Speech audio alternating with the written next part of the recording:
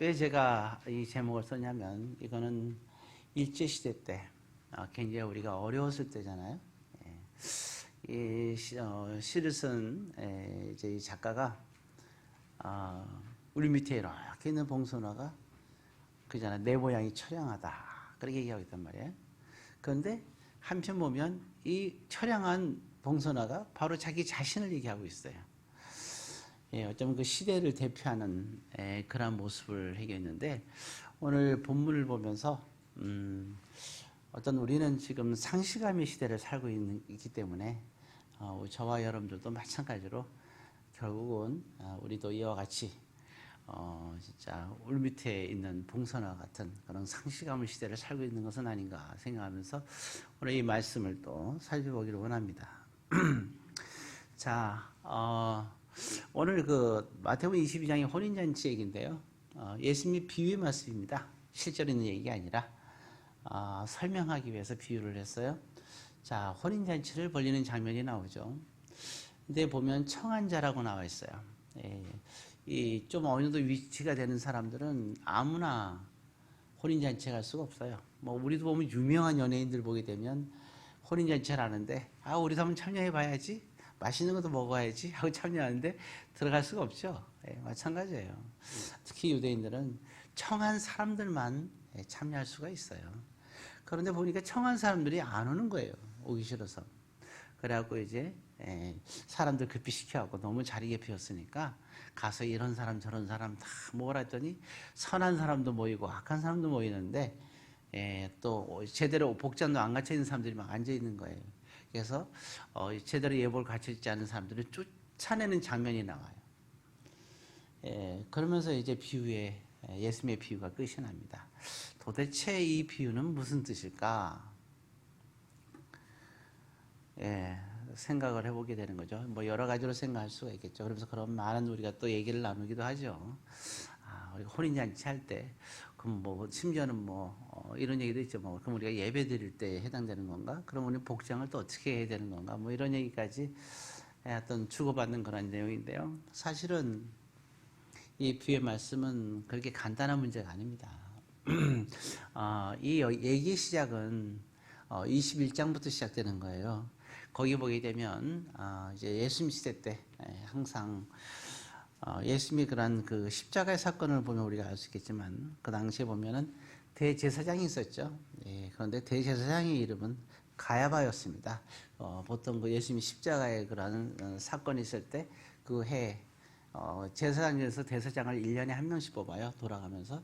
근데 이때 이제 가야바가 대제사장으로 있었던 시기죠. 자, 근데 그게 21장 15절을 잠깐 보도록 하겠습니다. 20장 15절입니다. 다 같이 읽습니다. 대제사장들과 서기관들이 예수께서 하시는 이상한 일과 또 성전에서 소리질러 호산나 다윗의 자손이 하는 어린이들을 보고 노하여. 자, 있죠? 오늘 보면 이제 보면 대제사장 입장에서 그런 거예요. 참 이게 이상한 일이 벌어진 거예요.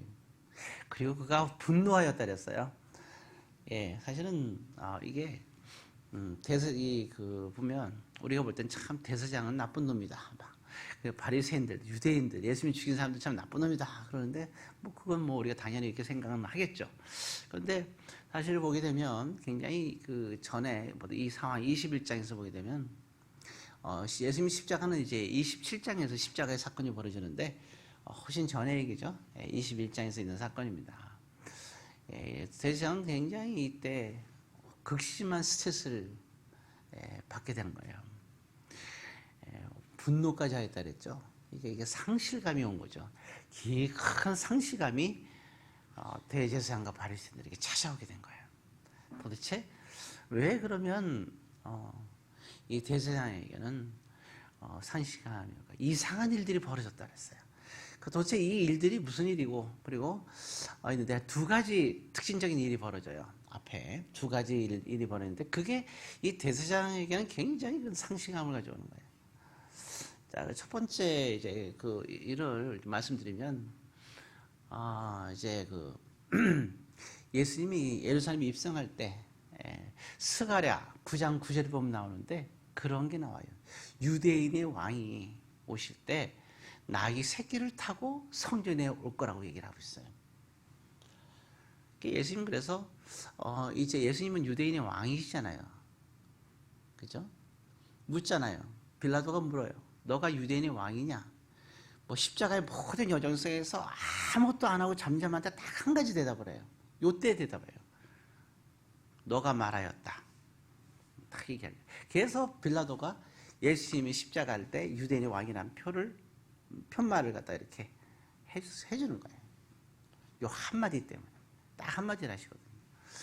근데 이 유대인 왕이 올 때 나귀 새끼 타고 온다고 그랬단 말이에요. 정말 예수님은 나귀 새끼를 타고 여기서 입성을 하게 되죠. 그렇죠? 이게 첫 번째 일이에요. 그 다음에 또 한 가지 사건이 벌어지는데 딱 들어오셨어요. 성전에. 들어온 다음에 뭐냐면요. 이사야 56장 7절에 보게 되면 하나님의 성전은 어떤 것이냐? 만민이 기도하는 집이라 그랬잖아요. 예수님께서 그 얘기를 하시면서 성전 바깥이 아닙니다. 성전 안에서. 우리 성전이면 헷갈릴 수 있는데 성전은 성전 안에, 성소 안에 성소와 지성소가 있고 그 다음에 또 여기 그 앞에 뭐가 있냐면 뜰이 있어요. 뜰 아시죠? 이렇게 우리 말은 보통 정원이라고 이렇게 생각하면 돼요. 정원이 있고 보통 우리가 큰 집에 가기는 어때요? 큰 대문을 열면 앞에 정원이 있잖아요. 이렇게 뜰이 있잖아요. 그죠? 문 열고 들어가면 그 다음에 거기 슥 들어가면 그때부터 이제 현관문을 열고 들어가잖아요. 그거 생각하면 돼요. 그래서 이게 성전 뜰, 그것도 이제 성전이죠. 근데 문제는 성전 안에, 성전을 문 열고 들어가면 성전 안에 뜰이죠. 그죠? 거기에서 온갖 상인들이 오늘날의 그 동대문에 따닥따닥 붙은 그 매장이 있듯이 그 매점이 있는 거예요. 다 새들어서 있는 거예요, 이게. 성전 안에. 그들이 이제 많은 사람들이 큰 명절이 되면 아니면 평상시에 오게 되면 거기서 제사를 드리러 오잖아요. 오게 되면 먼 데서 오는 사람들은 짐승들을 갖고 올 수 없잖아요. 그 당시는 막 그 짐승으로 제사를 드렸으니까 이 사람들이 뭐만 갖고 와요? 현금만 갖고 오는 거예요. 그래갖고 사람이 그 편하잖아요. 성전 안에 이제 그거 다 팔거든요. 그 안에서 워낙 넓으니까. 참 오다가 중간에서 사서 오면 편한데 사람 심리가 안 그렇잖아요. 가까운 곳을 좋아하잖아요. 오늘도 마찬가지잖아요. 그죠? 그래서 장사할 때도 그 시장 몫이 중요한 거네, 장소가. 마찬가지로 사람들이 오면서 그러니까 어디서 짐승을 사겠어요? 성전 안에까지 들어와도 살 수 있으니까 그 짐승을 사서 이제 이렇게 제사를 바로 드리게 되는 거예요. 그 안에 이게 있는 거예요. 그 예수님께서 성전 안에서 이 파는 모든 것들 있잖아요. 제사에 필요한 모든 걸 다 팔고 있었으니까 그걸 다 뒤엎어 버리시는 거예요, 하나님이. 이와 같은 두 가지 일이 있었던 거예요. 자, 이 두 가지 일이 생기니까 이 대제사장과 있는 사람들은요, 굉장히 이게 되게 충격을 받아요. 도대체 이게 무슨 일이냐? 그리고 굉장히 또 힘들죠, 상황이. 자, 이럴 때 화를 낼 때 예수님께서 두 가지의, 원래 세 가지의 비유를 그때 말씀하셔요. 요때, 요 상황 속에서. 근데 저는 오늘 여러분들에게 두 가지 비유를 말씀하려고 그러는 거예요. 예수님은 두 가지 비유에서 이때 이 상황 속에서 얘기를 하시게 되는 거예요. 비유를 통해서 하시는 말씀이 이제 이 배경 속에서 하시는 말씀이다 하는 것을 말씀드립니다. 그럼 첫 번째 우리가 생각할 때, 자, 첫 번째 보면은 그랬죠. 유대인의 왕으로 이제 오셨다. 자, 이 부분이 이 대제사장에게는 납득하기가 힘들고 납득하고 싶지도 않고 굉장히 좀 이게 화가 나는 장면이에요. 이제 그런 부분들이 있는데, 왜냐하면 이 당시에 모든 그 대제사장은 굉장히 그 대제사장과 거기 이제 제사장과 거기 이제 성전에 관계된 권세자들이죠. 서로가 이제 막 친족으로 이어져 있는 거예요. 그 사람들이 다 이게 좌우하고 있는 거예요. 사실 생각해 보세요. 우리 성전 안에서 우리가 성전이 있네. 그래서 이제 딱 그런 거예요. 우리가 좀 이익을 남겨볼까? 그래서 성전을 이렇게 다 6등분해 갖고 세를 준다고 생각을 해보세요. 그러면서 성전에 관계된 모든 물건을 팔게끔 해서 우리 교회가 어마어마하게 크다면 보면 최소한 10만 명에서 5만 명은 돼야 되겠죠. 10,000명만 돼도 그죠. 장사를 하는 거예요. 이렇게 하면서 뭐 하든지 다 팔게 하는 거죠. 그러면 상인들한테 세도 받아버리고 그 다음에 물건을 갖다 또 그 사람들이 또 갖다가 팔면 또 하는 이익을 다 남긴다고 생각해 보세요. 그러니까 성전에서 이 사람들을 하게 된 모든 물질이 다 어디로 가겠어요? 이 당시에 대제사장과 친척들과 그들 모두가 어마어마한 부를 누리고 있는 거예요. 그러니까 유월절이 되게 되면 유대인의 전 유대인들이 다 모이는 거예요. 저 외국의 모든 외국인들은 다 모이는 거예요. 그들이 모두가 와서 거기 있는 그 제사 필요한 모든 걸 다 산다고 생각해 보세요. 아마 제가 생각할 때는 유월절 한 번만 와서 그런 걸 산다 하더라도 아마 10년은 먹고 살 정도의 그런 재산을 그게 딱 기간에 그죠? 아마 그 이익을 남길 수 있을 거예요. 그들은 진짜 뭐 갑부죠, 갑부. 이런 상황이에요. 그런 고난과 권리를 갖고 있었단 말이에요. 자, 이런 상황이 있는 거예요. 그런데 왜냐하면 유대인들은 절대적으로 이제 인정을 하니까요. 근데 생각을 해보세요. 지금 예수님이 그래서 첫 번째 비유에서 이런 얘기를 하고 있어요. 뭔 얘기를 하냐면 포도원에 주인이 있다. 자, 그런데 이제 그가 이제 농부들한테 이 밭을 세를 주고 떠났다. 그리고 이제 떠난 다음에 이제 곡식을 이제 나올 때가 됐어. 이제 이게 추수했다고 하는 거예요. 추수가 돼서 종을 보내는 거예요. 종을 보내가지고 자, 너네가 이제 거기서 농사를 졌으니까 이익의 일부분을 밭을 줬으니까 그거를 내달라 이렇게 얘기하는 거예요. 그러니까 딱 보냈는데 이제 예수님 비유 속의 말씀이에요. 너희들이 그걸 주기 싫어갖고 내가 주인이 보낸 종을 죽였다는 거예요. 그러니까 주인은 이게 어떻게 된 건가? 행불이 된 거죠. 행방불명이 된 거잖아요. 그래서 더 많은 종들을 보냈다는 거예요. 근데 그것도 다 죽였어요. 야, 안 되겠다. 얘네들이 이러고 보니까 내가 내 아들을 보내야 얘네들이 인정하겠구나. 그래서 또 예수님 말씀이 그 다음에 예수님이 아들을 보냈다는 거예요. 아들을 보냈더니 결국은 아들까지 죽였다는 거예요. 이 비유를 하시는 거예요. 이게 참, 이 비유를 얘기하면서 무슨 얘기하는 거예요? 결국에는 그 아들이 누구예요? 예수님 자신을 말하는 거예요. 스가랴 9장 9장의 말씀의 성경대로 내가 나귀새끼를 타고 들어왔는데 너는 이것을 나를 유대인의 왕이요 메시아요 하나님의 아들인 것을 너희가 인정하지 않고 있다는 거죠. 왜? 너희들의 기득권을 위해서. 이 부분을 굉장히 얘기를 하는 거예요. 참 그래서 우리가 그렇기 때문에 이 대사장은 그걸 잃지 않기 위해서 예수님이 인정하지 못하고 결국은 그걸 지키게 했는데 지금 이러한 일이 성전에 들어오는 일이 벌어지니까 백성들이 와 유대인의 왕이다 하면서 어린아이까지 소리치면서 막 성전에서 얘기를 하니까 이거는 참 본인이 굉장한 게 충격이고 또 이러면 안 되잖아요. 자기들이 생각할 때. 그래서 화가 막 올라오는 거죠. 결국은 이게 상실감이 그에게 찾아오는 거예요. 그래서 상실감의 시대다 그러는 거예요. 그거는 사람이 참 그래요. 계산이 없을 땐 괜찮은데 계산이 없다는 건 순수한 거잖아요. 이해 타산이 없었는데 사람이 그잖아요. 어떤 사람은 아유 평상시는 좋은데요. 그렇게 얘기를 해요. 다 좋죠. 평상시에는. 저 거리가 멀리 있는 사람들은 다 좋아요. 근데 내 이해 타산에 들어오는 사람이 싫은 거예요. 그렇지 않아요?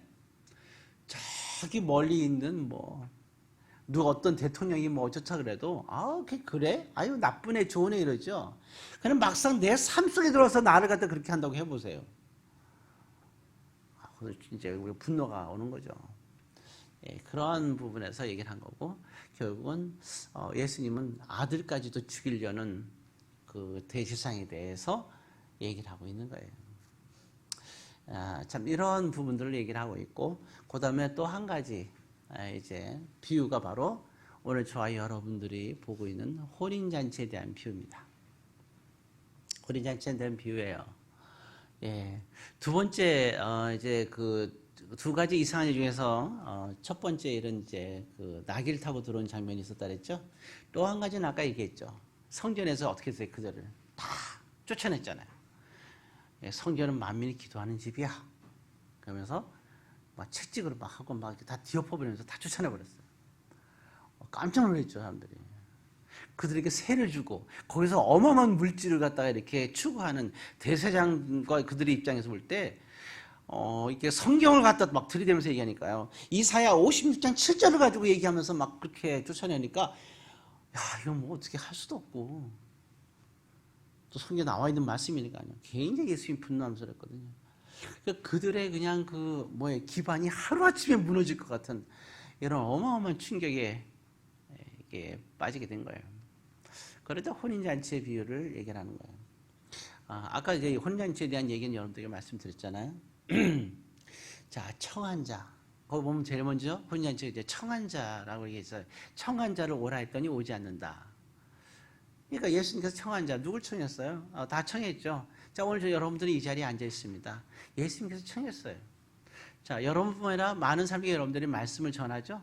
그리고 주유전에 나오고 신앙생활 할 걸 얘기하잖아요. 근데 그 중에서는 오지 않는 사람도 있고 온 사람도 있어요.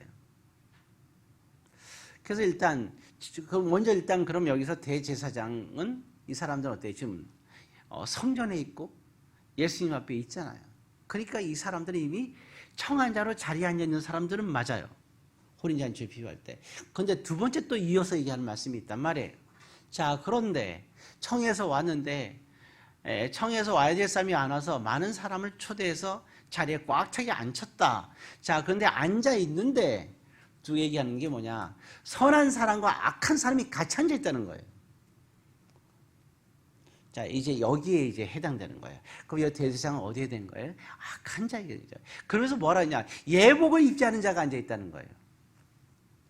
예복을 입지 않은 자. 결국은 이제 이 부분에서 예수님께서 비유로 강력하게 얘기하는 거죠. 물론 당연히 여기서 지금 누굴 얘기하는지는 우리가 이해할 수 있겠죠. 예복을 입지 않은 자. 그럼 생각해 보세요. 여러분 이 자리에 앉아서 여기까지 앉아서 이제 처음 받아서 앉았어요. 혼잔치. 그런데 예복을 입지 않고 악한 자가 누구냐? 그건 바로 뭐냐면 그 요한복음 4장에서 이미 얘기하고 있어요. 바로 뭐냐면 우리가 악한 자와 예복이 전에 신령과 진정으로 예배드리는 자가 돼야 된다고 얘기하고 있거든요. 신령과 진정으로. 진정은 뭐예요? 하나님의 말씀에 합당하게 앉아있는 사람. 신령은 뭐예요? 우리가 예배에 집중하는 사람을 얘기하는 거예요. 예배에 하나님께 드리는 삶을 사는 사람을 말하는 거죠. 예배를 통해서 하나님께 드리는 삶, 그 마음을 가지고 앉아있는 사람이죠. 예배에 집중하는, 그리고 내 마음과 정성과 삶을 통해서 하나님께 드리는, 그래서 우리가 예배는 하나님께 드리는 거라고 그랬어요. 그래서 신령과 진정으로 드리는 믿음이죠. 근데 어때요? 여기 있는 대제사장은? 대제사장을 보세요. 그가 예배를 신령과 진정으로 성전에서 하나요? 성전은 어떤 것이냐? 이사야 50장 7절에 얘기했다 그랬죠. 자, 빨리 찾는 분들만 한번 볼까요? 빨리 찾는 분들만 보겠습니다.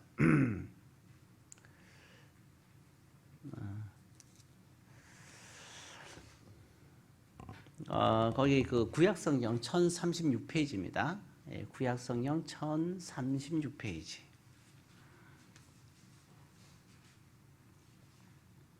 구약성경 1036페이지. 예. 못 찾는 분도 괜찮습니다. 소리를 잘 들으시면 됩니다. 우리 다 같이 찾은 분들만 읽겠습니다. 내가 곧 그들을 나의 성산으로 인도하여 기도하는 내 집에서 그들을 기쁘게 할 것이며 그들의 번제와 희생을 나의 제단에서 기꺼이 받게 되리니 이는 내 집은 만민이 기도하는 집이라 일컬음이 될 것임이라. 아멘. 이 성전은 만민이 기도하는 집이라는 거예요. 그러면서 뭐라 했어요?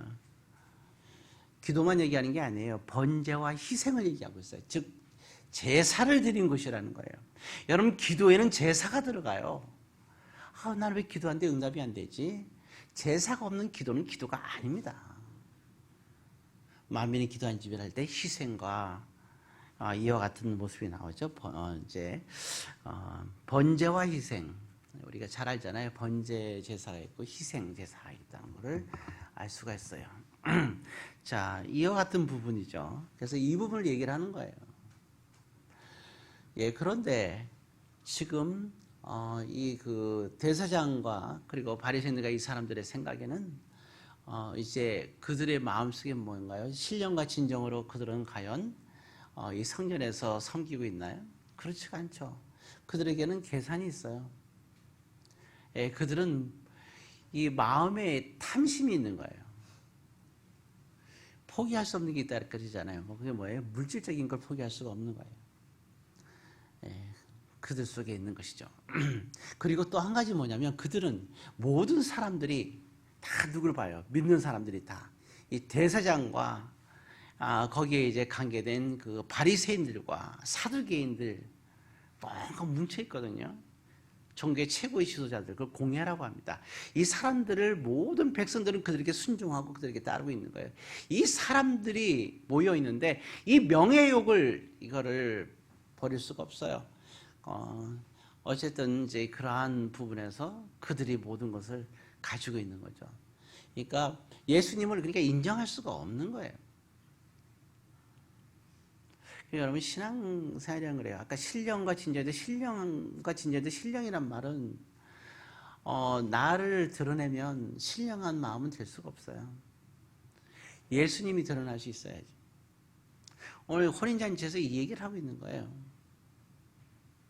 혼인잔치에 온전하게 참석하는 자들은 그들은 예수님 앞에 나와 있어야 돼요. 예수님 앞에 무릎 꿇을 수 있어야 되고 예수님께 순종할 수 있어야 됩니다. 내가 드러나는 게 아니라 예수님이 드러나야 돼요. 내가 드러나니까 나는 계산이 생기기 시작한 거예요.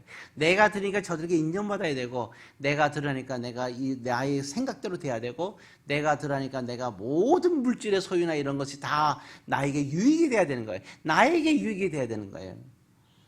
그거는 아니죠. 예, 그러니까 악한 예복을 입었다는 거예요. 그 얘기를 하고 있습니다. 그런데 한 가지 우리가 그래서 골로새서에 보게 되면 그런 말 있잖아요. 탐하는 마음, 탐심은 뭐라 그랬어요? 우상 숭배라 그랬어요. 그들은 이 자리에 앉아서 우상 숭배를 하고 있는 거예요. 그러니까 신령하고 진정한 예배를 그들은 드리고 있지 않는 거죠. 예, 그러니까 결국은 그러니까 결국에는 예수님이 온 사건 이 두 가지 사건은 대제사장에 있어서는 굉장히 그들에게 상실감을 주는 거예요. 우리가 신령과 진정한 온전한 신앙을 가진 자에게는 기쁨이 되지만 이와 같이 그 대제사장과 같은 입장에서는 예수님은 정말 말씀대로 나귀 새끼를 타고 들어오셨고 또 말씀대로 주님의 뜻대로 그는 성전 안에서 행하는 심지어는 그러죠. 강도의 구려를 만들었다고 얘기를 하면서 화를 내고 계시면서 다 쫓아냈단 말이에요. 이게 하나님의 뜻이잖아요.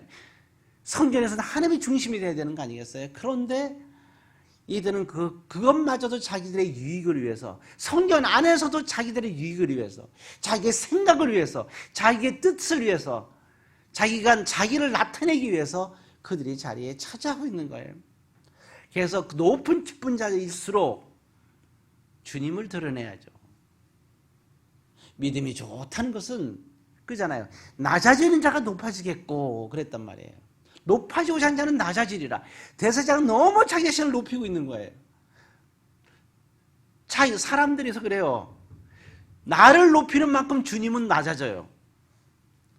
우리는 주님 앞에서 내가 낮아져야 됩니다. 그래야 주님이 높아지는 거예요. 우리가 하나님께 경배와 찬양을 드려야 하잖아요. 모든 성도들이 하나님께 경배와 찬양을 드려야 되는데 왜 모든 성도들은 직분자에게 경배와 찬양을 해야 되냐고요. 왜 그런 생각을 직분자들이 가져야 되나요? 왜 제사장은 그런 생각을 하나요? 그러니까 그 상실감이 생기는 거예요. 우리의 믿음도 마찬가지예요. 기쁜 자가 아니라도 마찬가지예요. 자리에 앉아있으면서 우리가 신령과 진정의 마음을 갖고 있지 않는 이유는 딱 하나예요. 내가 주인공이기 때문에. 예배에서는 하나님이 받으시는 거예요. 함께 하시면서. 계속 우리는 최선을 다해서 집중하는 거예요. 예배에 하나, 손 하나 움직임, 눈꺼풀 하나 움직임, 눈동자의 한 번 움직임도요, 조심스러운 거예요. 왜? 우리는 주님 앞에 서 있기 때문이에요. 그래서 신령한 마음, 주의 안에서 신령한 마음이 없이, 진정한 마음이 없이 우리가 모든 성도들이 찬양할 때 찬양에 집중해요. 근데 그 찬양에 내가 방해를 하거나 찬양하는데 내가 어수선하게 한다면 그 사람은 신령한 사람이 아니라 악한 사람인 거예요.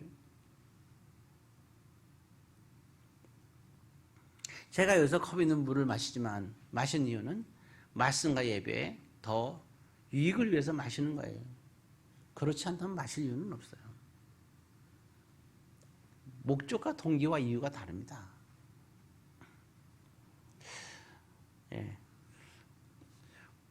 어쨌든 이와 같은, 그래서 우리가 중요한 거는 왜 이러냐, 결국은 이 혼인잔치의 비유 속에서 봤을 때 결국은 이 대제사장은 굉장히 결국은 상실감을 가질 수밖에 없어요. 이 두 가지가 다 걸리기 때문에. 예. 근데 저는 이런 생각을 해봅니다. 예수님은 그럼 대제사장을 그리고 바리새인들과 사두개인들을 미워했을까요? 마지막엔 이 생각을 해봤어요. 처음에는 생각할 때, 아우 진짜 예수님한테 이렇게 할 수 있지. 예수님께 스트레스 엄청 주네. 예수님께 화를 내고 있는 거구나 생각을 했어요. 아니에요. 이 메시지에서 만약에 바리새인에게 화를 내시면 중요한 건 제가 설 자리가 없어져요.